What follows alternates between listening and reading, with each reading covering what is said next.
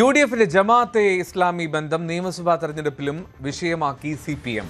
ജമാഅത്തെ ഇസ്ലാമി നൽകിയ പട്ടിക പരിഗണിച്ചാണ് UDF സ്ഥാനാർത്ഥികളെ തീരുമാനിച്ചത് എന്നാണ് CPMന്റെ ആരോപണം.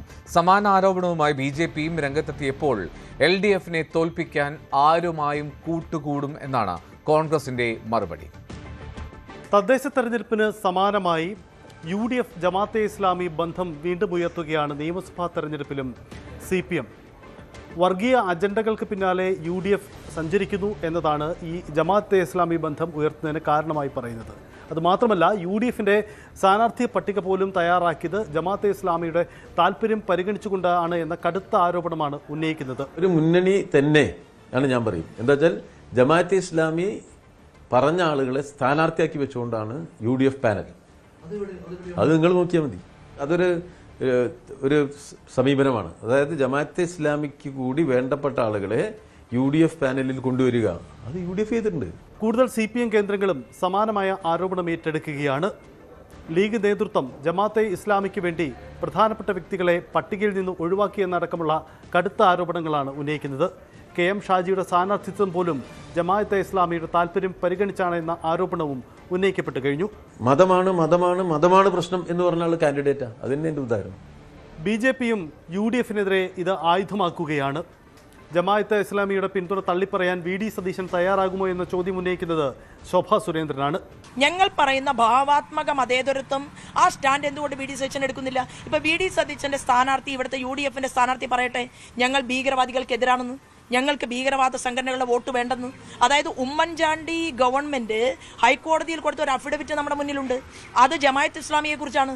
ആ ജമാഅത്ത് ഇസ്ലാമിയെ കുറിച്ച് ഉമ്മൻചാണ്ടി കൊടുത്ത അഫിഡവിറ്റിൽ അദ്ദേഹം പറയുന്നത് ഇങ്ങനെയാണ്: മതരാഷ്ട്രവാദത്തെ ഊന്നിപ്പറഞ്ഞുകൊണ്ട് ഇവിടുത്തെ ബഹുസ്വരത തകർക്കാൻ പരിശ്രമിക്കുകയും ഭീകരവാദത്തിന് കുടപിടിക്കുകയും ചെയ്യുന്ന ഈ ജമാഅത്ത് ഇസ്ലാമി നമുക്ക് അപകടകരമാണ് എന്ന് പറഞ്ഞ ഉമ്മൻചാണ്ടിയുടെ വാക്കുകളെ തള്ളിപ്പറഞ്ഞുകൊണ്ടാണ് ഈ പാലക്കാട് നിയോജക മണ്ഡലത്തിലെ UDFിന്റെ സ്ഥാനാർത്ഥി ഇപ്പോൾ വോട്ട് പിടിക്കാൻ വേണ്ടി പരിശ്രമിക്കുന്നത്. എന്നാൽ ഇടതുപക്ഷത്തെ അധികാരത്തിൽ നിന്ന് അകറ്റാൻ ആരുമായും കൂട്ടുകൂടുമെന്ന മറുപടിയാണ് കോൺഗ്രസിന്റേത്. 36 വർഷക്കാലം ജമാഅത്തെ ഇസ്ലാമുമായി സഖ്യമുണ്ടാക്കിയ പാർട്ടി CPM ആണ്. മനസ്സിലാക്കണം. ഈ അടുത്ത കാലത്താണ് ചങ്ങാത്തം പിരിഞ്ഞെന്ന് ആലോചിക്കണം. ചങ്ങാത്തം പിരിയുമ്പോൾ ഉണ്ടാകുന്ന ആരോപണമല്ലാതെ അത് വലിയ ഗൗരവത്വം ഞങ്ങൾ എടുക്കുന്നില്ല. മനസ്സിലായില്ലേ? ഇവിടെ ഈ തെരഞ്ഞെടുപ്പിൽ ഞങ്ങൾക്കൊരു സഖ്യമുണ്ട്. ആ സഖ്യം ഐക്യ ജനാധിപത്യ മുന്നണിയാണ്. തെരഞ്ഞെടുപ്പിൽ ഞങ്ങളെ സഹായിക്കുന്ന പലരുമുണ്ട്. ആരൊക്കെ സഹായിക്കാൻ വരുന്നു അത് അവരുടെ തീരുമാനമാണ്, അവരുടെ ഇഷ്ടമാണ്. ജമാഅത്തെ ഇസ്ലാമിയുടെ പിന്തുണയുള്ള വെൽഫെയർ പാർട്ടി ഈ തെരഞ്ഞെടുപ്പിൽ തന്ത്രപരമായ സമീപനമാണ് സ്വീകരിച്ചിരിക്കുന്നത്. BJP ശക്തി കേന്ദ്രങ്ങളിൽ സാഹചര്യത്തിന് വേണ്ടി വന്നാൽ ഇടതുപക്ഷത്തെ പിന്തുണയ്ക്കുമെന്നും നിലപാടിലേക്കും അവർ പോകുന്നുണ്ട്. അതേസമയം വെൽഫെയർ പാർട്ടിയുടെ പിന്തുണ ചിലയിടങ്ങളിലെങ്കിലും സ്വീകരിക്കുമോ എന്ന ചോദ്യത്തിന് CPM നേതാക്കൾക്ക് വ്യക്തമായ മറുപടിയുമില്ല. വോട്ട് വേണ്ട പറഞ്ഞിട്ട് ഇതുവരെ തെരഞ്ഞെടുപ്പിൽ മത്സരിക്കും. ഒരു സ്ഥാനാർത്ഥി മത്സരിക്കും. കേൾക്കൂ, ഒരു സ്ഥാനാർത്ഥി മത്സരിക്കുന്നു.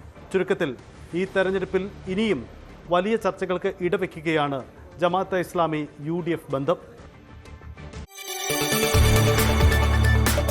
കൂടുതൽ വാർത്തകൾക്ക് News 18 Keralam YouTube channel subscribe ചെയ്യുക.